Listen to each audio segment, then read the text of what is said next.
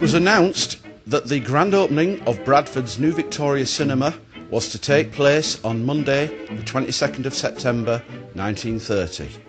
Spectators had started to gather outside the theatre at 10 a.m. that Monday morning, their numbers and excitement increasing as the 2:30 grand opening ceremony drew closer. Police on horseback marshalled the crowds whilst trying to keep traffic congestion to a minimum. At 12 noon, the new Victoria restaurant became the first section of the building that was open to the public. Meanwhile, a small luncheon party was taking place in the ballroom above, with Mr. W. Evans, the General Managing Director of Provincial Cinematograph Theatres, or PCT for short, and Gaumont British, acting as host. General managers of the corporation's other cinemas in the Bradford area were also in attendance, as were local dignitaries, including Alderman Angus Rhodes, the current Lord Mayor. The Lady Mayoress was presented with a bouquet of carnations by 10-year-old Peggy Hoyle.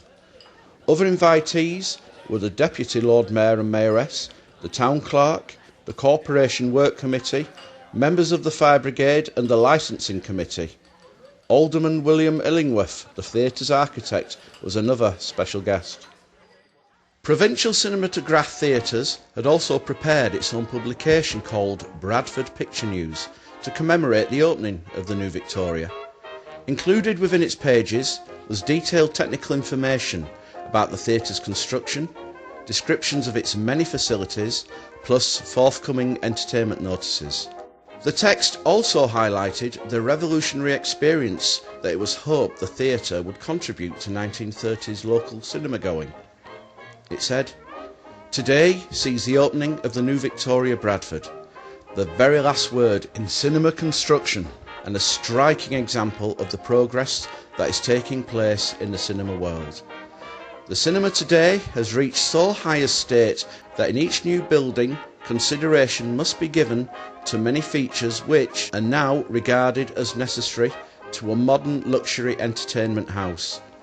Restaurant, ballroom, cafe, lounges, all are considered essentials in the planning of the modern cinema, and all of these features, constructed with consummate engineering skill and incorporating every modern improvement, are found at the new Victoria, thus making it a complete centre of entertainment." The theatre's rose-pink plush seats were all occupied by the time the VIP guests had been escorted from the ballroom into the auditorium. Presiding over the opening ceremony was Mr. H.A. Romaine, the area manager for PCT and Gaumont British in Yorkshire. Referring to the 300 cinemas and music halls owned by the company nationwide, he declared that Bradford now had the best of them all. Further accolades were bestowed upon William Illingworth. Mr. Romaine described the theatre as a wonderful building, and he went on to say that the architect had delivered a design triumph. He said, "I know I am voicing your opinion when I say that a citizen of Bradford has erected an everlasting landmark in his native city." This was greeted with much applause. The Yorkshire Observer noted how modestly William Illingworth handled himself throughout the entire ceremony, even to the point of being self-effacing, and the architect had also volunteered his services as an unofficial tour guide throughout the day to those attempting to negotiate their way around the vast complex.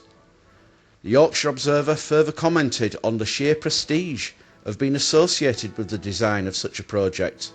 They said, "It is certainly something of a distinction to be called upon to design the biggest and best theatre owned by such an influential company as the PCT, and it speaks highly for Alderman Illingworth's professional capacity that he was chosen for the task."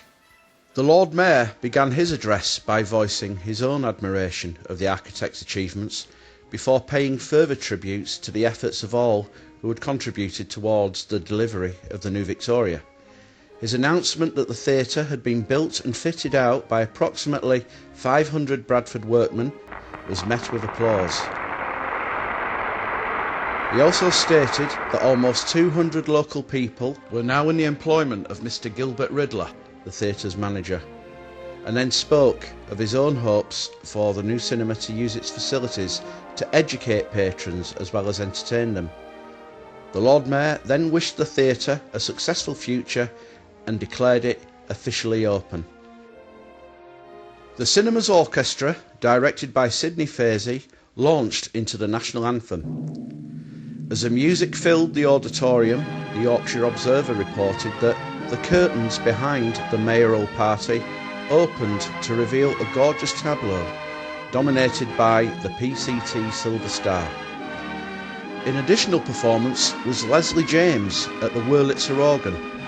Mr. James, another renowned musician with a decade of cinema experience under his belt, would have also been a familiar name to the audience via his recordings and broadcasting work.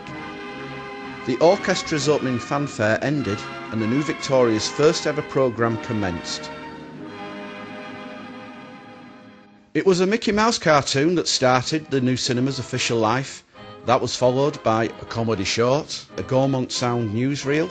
Then there was a specially produced stage presentation of Follies of 1980 featuring dancers and the orchestra. And then there was the main film feature, Rookery Nook.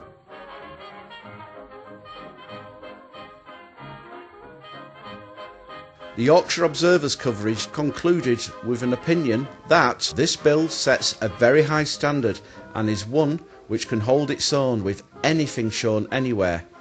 The ceremony concluded with a further blast of the national anthem from the cinema orchestra. The Telegraph and Argus offered its own equally glowing appraisal. They said, "There has never been anything like the New Victoria in Bradford before. It is the last word in cinema construction. The beauty of the building, the comfortable seating arrangements and high standard of entertainment provided makes it a rendezvous for all who appreciate everything good in pictures, music, song and dance."